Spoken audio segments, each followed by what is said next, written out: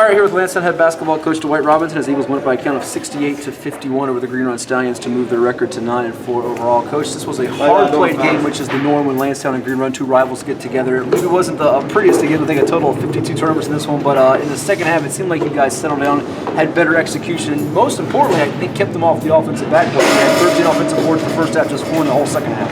Yeah, we were talking about that at halftime, how we were getting whooped on the glass. And we told our guards, you got to get down in there, you got to help us out.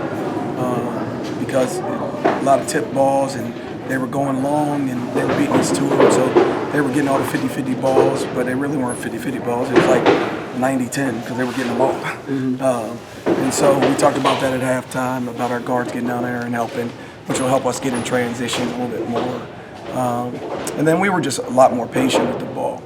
We finally start running some stuff. We got some easy baskets, got open looks. And then ultimately they started to double team DJ, which left other guys open. And Xavier had a career high tonight with 15, and I think he had double-digit rebounds too. So we've been looking for and then Jackson played really well in the second half. Yeah. So we need those guys to step up because every game he's getting double teamed or boxing one or something. So we got to have those guys be consistent and come through for us. On a night when DJ Donaldhan Jr. has just one field goal in the third quarter, and he still has a good night of 25 points, 9 steals by my count, 7 boards, 5 assists. He only had one field goal in the third quarter, but those other 3 guys of Xavier Glass, Jackson Tellefson, Ethan Moore give you 13 points, 10 boards, and 4 assists in the third quarter. That was kind of what steadied you. But in addition to your offensive production there, I thought your defense, you were able to press and trap a little bit more than you've had with a couple of teams here recently, and that's kind of been your MO for years. And you got a couple of their freshmen unglued in this atmosphere tonight, it felt like. Yeah, and then, that was kind of the play. And that's kind of our staple, kind of been our history. And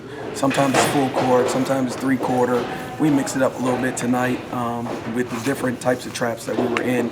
But I thought we did a good job of keeping them from penetrating in the lane, which that's what they did in the first half. And I think number 11 had like 10 points. I think it was like 5 or 7 in the first half.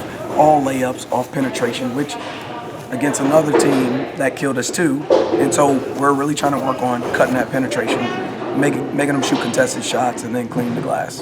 You played a pretty challenging schedule. I mean, obviously Green Run's a big rivalry game for you guys in the city. You've played John Marshall, went to overtime and won that game, played LC Bird, played Hayfield in our Virginia Preps Classic.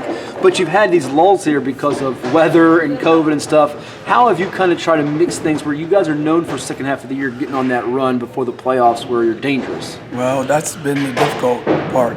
I think this is our 3rd or 4th game since the 21st of December. A lot of teams have had just like 2 or 3 games the whole month. Right. So we've been a whole month and I think this may be our 4th game.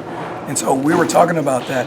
So in practice, we've been trying to make it as difficult as possible.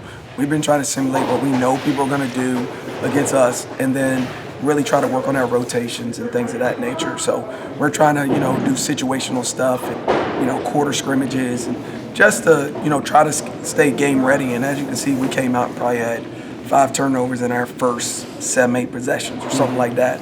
And, just jittery, just going too fast for no reason. And so, it kind of hurt us early. But like you said, in the second half, we settled down. We ran some nice stuff, got some easy baskets. And then, we finished it off from there. And lastly, coming off a state semifinal appearance in the abbreviated season we just had, people knew going in, all right, you got to try to stop Donaldhan Jr. He goes 29-29 in a free throw line against Potomac in a game. Now people say you stop him, but you have other guys that are capable, and he's set his teammates up, I think, even better to score than he did a season ago as well. Well, I'm going to be, blatantly honest. That is the thing that we've really been telling him that he needs to do for us. In the first 3 quarters of the Kings Fork game, that's what he was doing, and we were ahead. Fourth quarter, not so much. And so we've been showing him that when he is, a multi-purpose player, not just a scorer, but a distributor, because he really is a great passer. And he can get in the paint, he can get where he wants to. If he can make the game easier for all those other guys, now it becomes easy for him. Now they got to stop double teaming.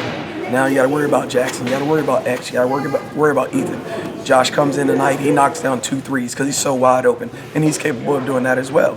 And so we have guys that are capable.